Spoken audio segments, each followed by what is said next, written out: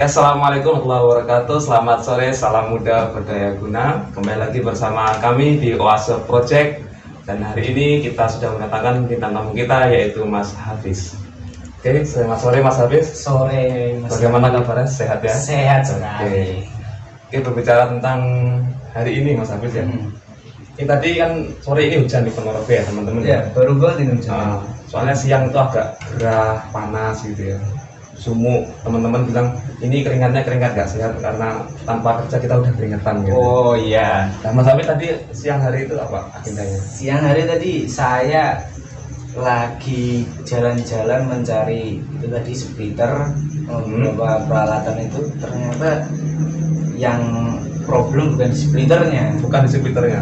ternyata di laptopnya itu, di jacknya itu. Oh, cek ya. Itu karena ini kan kita kenal Mas Hafiz ini juga seorang YouTuber juga. Jadi Ramadan cukup aktif mengundang kawan-kawan untuk recording di Halaka ya. Benar. Di Halaka. Akun YouTube-nya boleh di share Mas? Iya. Kalau nyari akunnya Halaka 5857, tapi Halaka 585. kalau untuk nyari keyword lebih gampang Ngabu Bullshit L-nya 2. Nah, Ngabu Bullshit itu. Teman-teman kalau mau ngecek Ramadan yang hari tahun ini itu ada beberapa record yang cukup menarik, bisa dicek di Ngabu Bullshit Halaka 5857. 5857. Mapan maju. Mapan maju. Apa itu Ini singkatannya? 5857. Oh iya. Mapan maju. Oh, gitu loh. Sama kayak di sini tadi, salam muda berdaya guna ya. Oh iya, itu kayak tagline-nya ya. Tagline-nya. Salam budaya guna, kalau Halaka mapan maju. Jadi kalau boleh tahu Mas Hafiz ini asli Ponorogo atau gimana? Nah, kalau rumah domisili di Riau, tapi beberapa sendiri ya. keturunan ya, kalau ibu dari Mojokerto, Ibu Mojokerto, bapak Bojonegoro. Bapak Bojonegoro. Terus anaknya Lahir di sana. lahir di sana, kemudian saat ini di Saya ini domisili di Riau, sekarang lagi di Unida gitu kan, kuliah gitu. Oh studi. Studi di sini. Oke. Kalau boleh cerita dari awal dari sana ke sini tahun berapa Mas mulai? Tahun tuh berapa ya? 2010 berarti kayaknya. 2010. 2010 ke Ponorogo itu. Ke Ponorogo itu tujuannya memang mau sekolah atau Mau sekolah, menempuh ilmu mau sekolah menempuh di ilmu? Gontor. Oke, di Gontor. Oke teman-teman ya, yang saya kira teman-teman nama Gontor juga cukup terkenal, Cukup bisa di di searching. Ponorogo juga bisa di search juga. Itu memang dari awal orang tua meminta Mas Hafiz sekolah di Ponorogo apa memang ada keinginan pribadi? Ya selayaknya anak-anak lah ya. Selalu dibimbing oleh orang tua, diarahkan kemana seperti itu. Kemudian sampailah pada Sampai Ponorogo akhirnya bertemu kalian semua. Oke. Seiring berjalannya waktu kan. sebelum di Unida ini di Gontor dulu. Iya, Gontor dulu. dulu di situ 6 tahun lah. 6 tahun. 6 tahun. Luar biasa 6 tahun santri berarti ini. Santri Pondok Modern Gontor. Iya, pindah-pindah kelas 1, 2 di Ponorogo, 3, 4, 5 di Kediri, Heeh. 6-nya di Lampung. 1 2 di Ponorogo, 3 4 5 di Kediri, 6-nya di Lampung. Itu kok memang dipindah-pindah atau gimana modelnya? Memang kalau ada beberapa aspek yang kurang, Oh. aspek yang kurang tuh seperti misalnya kurang nilai, Oh. atau kurang apa, kurang disiplin. Nah itu ada yang dipindah kadang-kadang. Tapi itu semua bukan ini sih, Bukan hukuman ya? bukan malah justru menambah apa namanya, suasana baru. Ada yang baru, oh ternyata di Kediri kayak gini sistemnya, Oh gitu. di Lampung kayak gini sistemnya. Itu malah apa ya, jadi suatu wawasan lah gitu. Iya. Jadi model pendidikan di Gontor itu tidak mesti satu pondok sampai selesai, kadang ada yang dipindah-pindah seperti Mas Hafiz tadi ya. Itu dipindah di Kediri juga, sempat juga di Lampung. Dan di situ Mas Hafiz juga dapat mengembangkan relasi, kenalan, suasana baru gitu ya. Justru kalau boleh jujur, yang paling terasa di situ relasi itu, teman-teman dari mana-mana penjuru Indonesia ya, katakan itu ada. Jadi ketemu orang dari Sabtu sampai Merauke lah, katakan itu, dari berbagai penjuru. Nah itu jadi yang paling kerasa dan bisa apa ya, akhirnya mengerti kalau kita dari daerah sini karakternya seperti ini, Iya. karakter sini beda-beda. Nah, itu Ada nggak mas satu mungkin cerita yang cukup berkesan dari perjalanan di Pondok Ponorogo, Kediri dan Lampung tadi? kalau paling berkesan apa ya, mungkin ini sering banget kayaknya di situ ya. Waktu kelas 5 itu kan udah mulai ditugasi jadi pengurus. Kelas 5. Nah di situ tuh inget banget bikin apa ya, drama kontes. Drama kontes pementasan Pementasan. Jadi kayak dia drama kontes, apa sih kalau bahasa teater gitulah. Anunya judulnya itu adalah Muhammad Al-Fatih tapi diganti. Anunya ada sosok Muhammad Al-Fatih tapi bahasa Inggris kan, soalnya dalam bahasa Inggris. Nah itu kita bikinnya jadinya Dracula Ampok. Nah jadi Dracula ini satu tokoh yang ada di zaman Al-Fatih itu salah satunya. Dan dia punya kedekatan sama siapa? Namanya Radu Salvamos. Nah akhirnya mereka bertempur. Nah yang kalau secara alurnya udah mulai buram ya, agak lama. Tapi itu berkesan karena di situ teman-teman itu kan yang pengurus itu juga benar-benar apa ya, kalau boleh bicara gini, dalam kategori ini kan drama kontes ini dia bahasa. Nah yang mampu dalam bahasa ini kan tidak banyak. Nah, dan sedikit sekali peminatnya.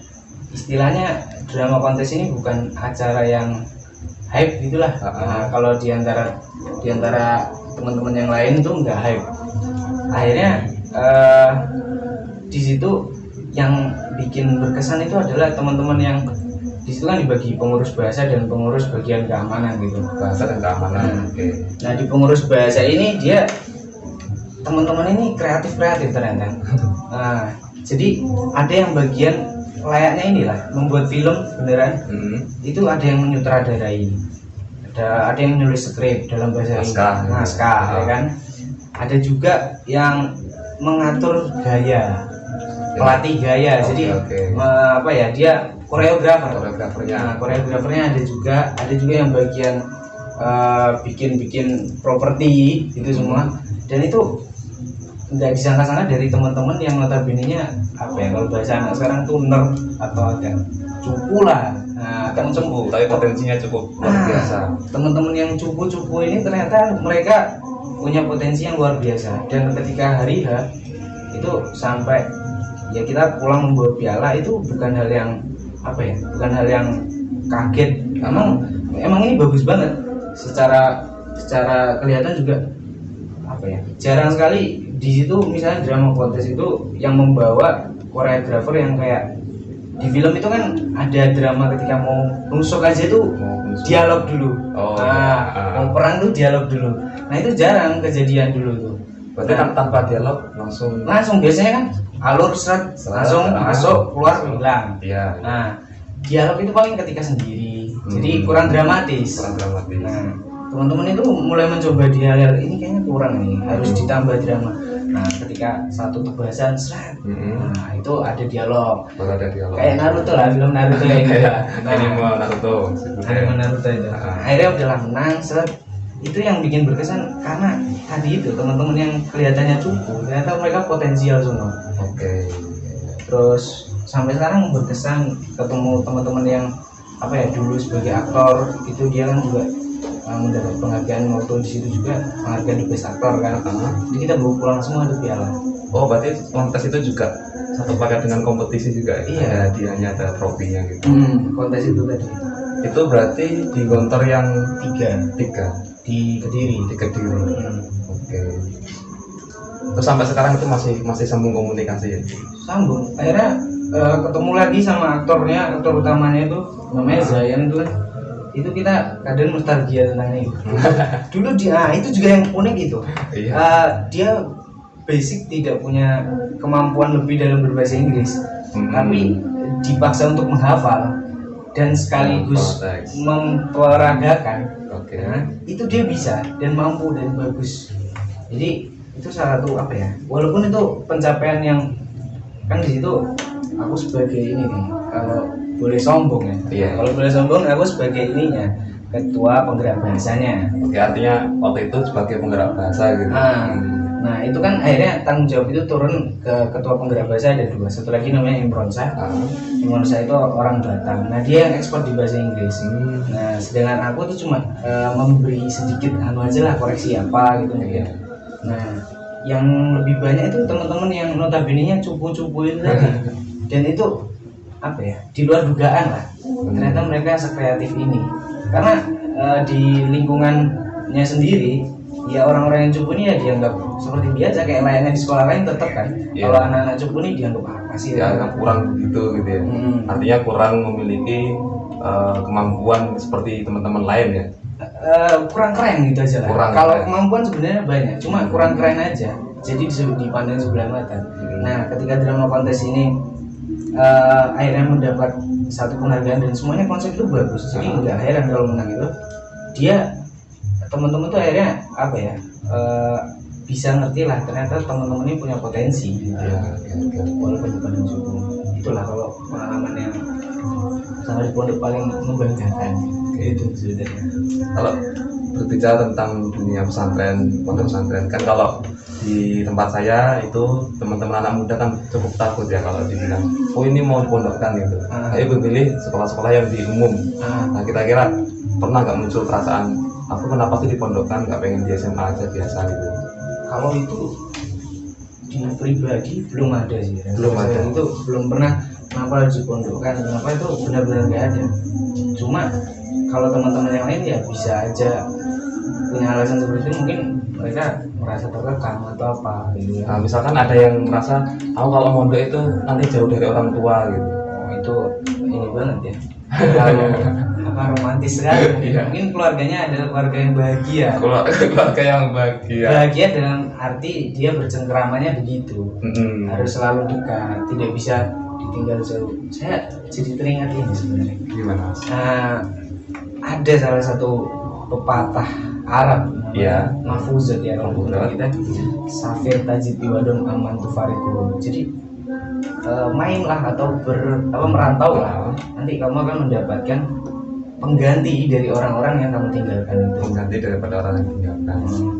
Tetap di pondok tetap ada kebahagiaan lain meskipun tidak yang di rumah gitu. Benar. Jadi ada yang menggantikan. Setelah kita main ke tempat satu, oh yang di sana ternyata ada yang menggantikan di sini kebahagiaan itu tadi. Jadi kalau untuk perihal apa ya, susah jauh dari orang tua tuh pribadi ya. Kalau pribadi enggak, kalau yang lain mungkin bisa aja. Dan banyak terjadi juga. Justru terasa kayak menikmati gitu ya proses selama di pesantren di pondok itu. Menikmati. Ya walaupun awal-awal adaptasinya cukup ya. Okay. Senikmat kopi hitam sore ini. Iya. Senamat hujan rintik-rintik tadi kita lewati. Sempat buat puisi nggak waktu hujan tadi?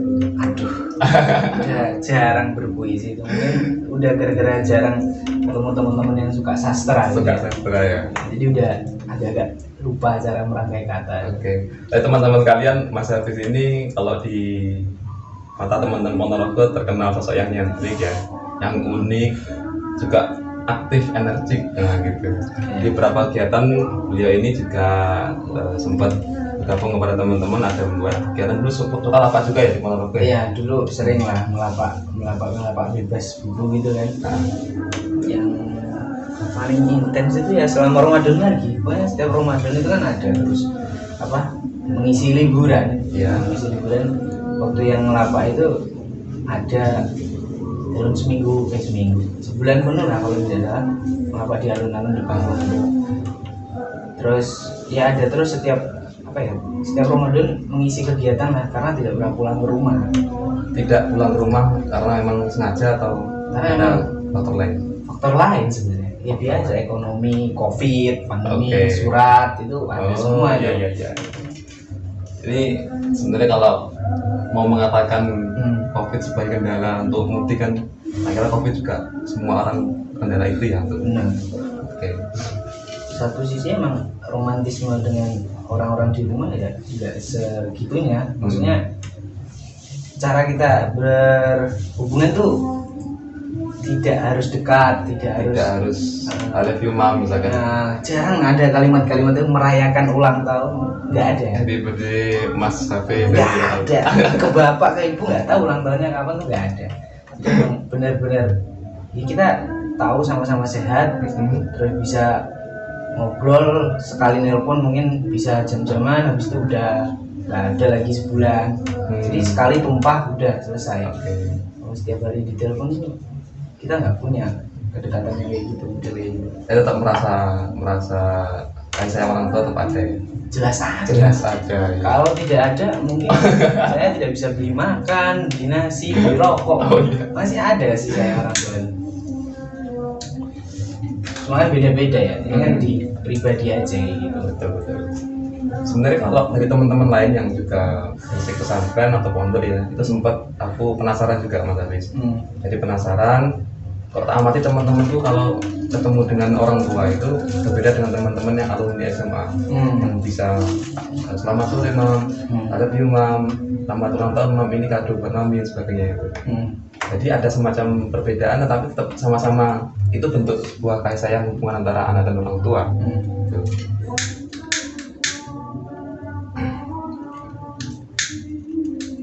Kembali ke yang awal tadi Mas Hafiz,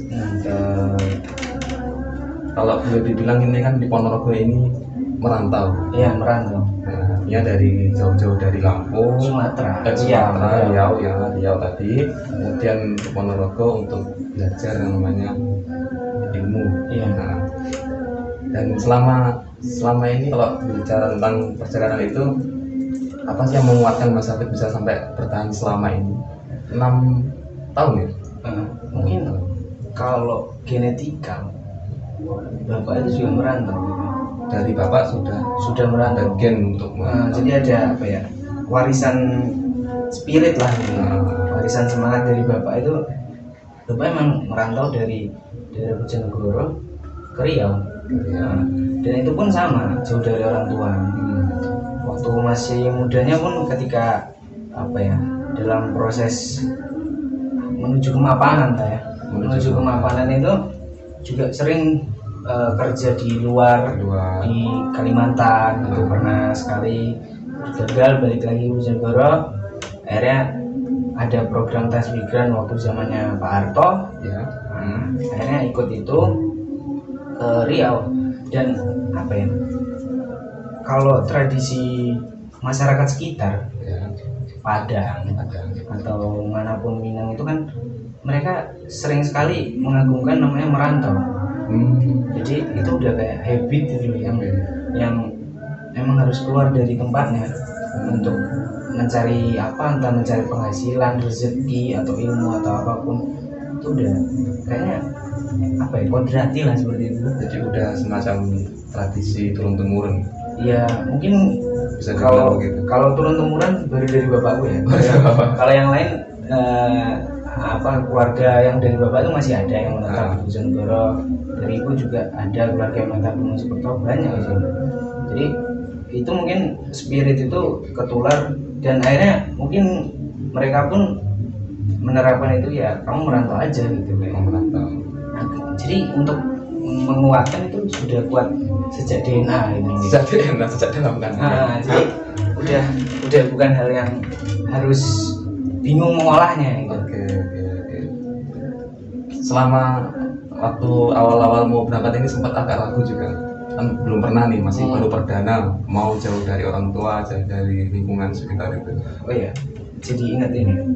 Awalnya itu sebenarnya ada banyak opsi yang untuk sebelum merantau dari rumah itu ada banyak opsi.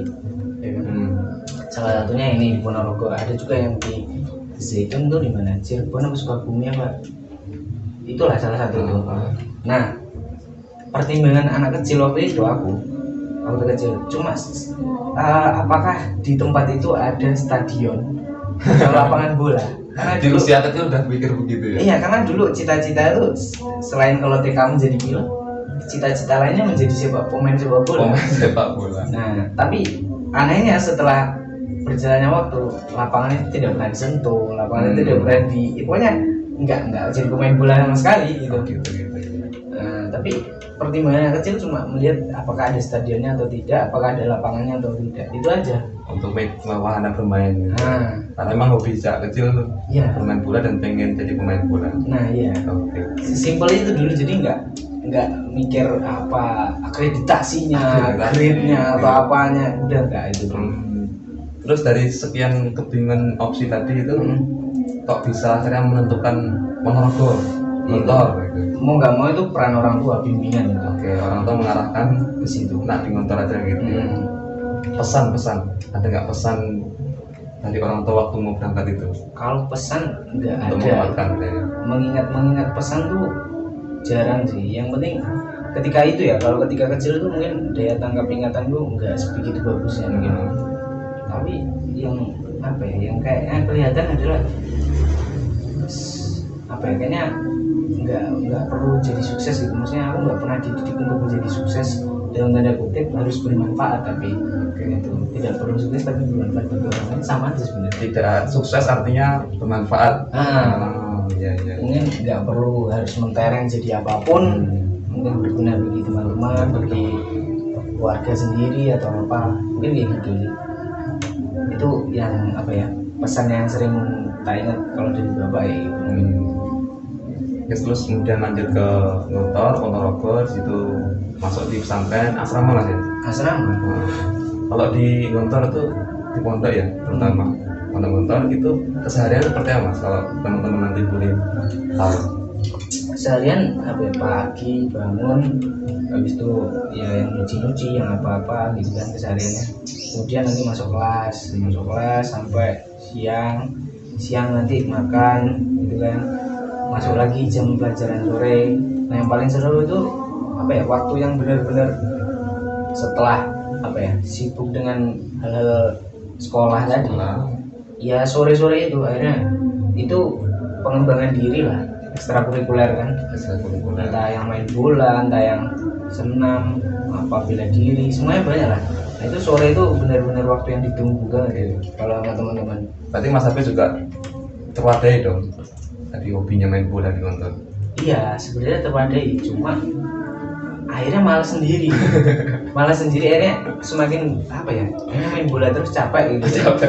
Akhirnya apa ya, memilih untuk nyoba hal baru, kayak akhirnya masuk ke apa namanya, ekstrakurikuler yang kayak senam lantai itu. Senam lantai yang bisa salto-salto itu loh. Oh, Mas Hafiz juga bisa senam lantai. Senam lantai ya. Bisa sedikit lah masih. Jadi apa ya, secara kinetik tuh. Nah, itu gerakan itu kan kalau anak usia menuju remaja itu kan memang yang diperlukan kan dia energinya menggebu-gebu kan jadi kinetiknya kan harus aktif semua, harus terarahkan juga kan. Itu pun kalau dari rumah sebenarnya udah mulai diaktifkan, mungkin karena bapakku punya fisik ini ya, sarjana pendidikan gitu kan. Oh, bapak sarjana pendidikan ya, sarjana agama tapi kan tetap aja pendidikan agama. Nah itu di rumah tuh sering banget kalau aku dilarang main bola ya. Misalnya sore-sore itu jangan main bola, tapi nggak berhenti cuma dilarang aja. Akhirnya dia beli net, raket, kita main badminton di situ. Jadi kinetiknya tetap dihidupkan. Oh, meskipun ini dibatasi tapi ada pengalihan di net itu ya. Itu mungkin pas itu kan tugasnya masih agak jauh. Jadi main badminton tuh cuma seminggu 2 kali gitu. Selain itu ketika bapakku masih tugas jauh, ya aku main bola. Nah kalau udah balik dia ngelarang, tapi pengennya main badminton. Tapi dilarang itu karena bapak nggak suka main bola atau? Ya mungkin ini ya, sebagai bapak pengen memberikan peran gitu untuk mendidik anaknya itu. Wah wajar banget lah seperti itu gitu. Biar kemampuannya double gitu ya. Bola bisa, kemudian tenis meja juga bisa gitu. Badminton. Oh, badminton. Bulu tangkis. Oh, bukan net yang kecil yang ada meja tenis itu kan? Itu malah susah. Posturnya kecil aku. Untuk nyampe ke mejanya itu nggak nyampe, paling sekepala aja. Nah, kalau badminton kan juga tinggi itu. Kalau badminton gini bisa. Oh gitu bisa. Justru badminton fleksibel kalau menurutku ya. Jadi apa ya? Ketika itu juga Taufik Hidayat yang kayak gitu kan masih. Kalau bola mungkin ada Bambang Pamungkas di Indonesia nya. Terus kalau adanya Taufik Hidayat, jadi benar-benar lagi happening itu ketika itu. Happening. Akhirnya ada juga turnamen antar apa bahasanya kalau di tempatku itu kan per wilayah itu namanya jalur 1, jalur 2 antar desa, sedesa, tapi yang dibedakan oleh jalur-jalur ini tadi. Itu kan happening. Jadi banyaklah apa hal-hal yang muncul dari situ ternyata disadari baru sekarang. Oh itu untuk mengaktifkan kinetik aja gitu. Dan di motor juga ada wadahnya itu ya? Ada, ya sore-sore itu kalau yang untuk kinetik itu. Cuma bedanya kalau di motor tanpa ada bapak gitu ya, jadi aman aja main sampai sore. Tapi tetap ada abang-abangannya. Oh gitu. Jadi ada yang membimbing juga. Ada yang bimbing juga, ada yang mengontrol. Kalau main bola ada coachnya gitu kan. Coachnya. Walaupun coachnya abang-abangan gitu. Oh iya. Kakak kelas gitu. Terus kalau malam, Nah kalau malam kadang kalau beberapa hari-hari khusus ada yang pidato, ya kan, itu latihan pidato ada. Tapi kalau hari-hari biasa dia belajar malam, jadi ngulangin pelajaran yang udah didapat, dia baca lagi lah. Nanti biasanya sampai apa laporan hafalan, pelajaran yang udah dibagi. Nah itu nanti tergantung bagaimana wali kelasnya lah itu. ada pengulangan gitu. Kalau bahasa pesantrennya apa itu kerjaan. Ya sebenarnya kalau mau dibandingkan antara pendidikan di dalam pesantren dan luar sebenarnya hampir sama ya. Hampir sama. Cuma mungkin kalau ada beda-beda itu ya biasa juga gitu. Mungkin perbedaannya kalau di pesantren yang tepat ya, itu tadi apa ya? Kita mengenal karakter orang dari masing-masing tempat itu modal banget. Jadi kadang kalau kita ketemu orang Jawa akhirnya kita bisa berbahasa Jawa yang seperti itu. Mengenal bagaimana karakter Jawa. Kalau sama orang Jakarta nanti akhirnya gue gitu kan. Sama orang Sunda aing-aing gitu. Itu apa ya? Benar-benar modal akhirnya ketika ketemu di sosial nyata itu masyarakat itu seperti ini, berbeda-beda. Kadang bisa terpengaruhi oleh dari mana dia berasal. Walaupun akhirnya kan nggak semua benar, tapi itu punya jadi suatu modal.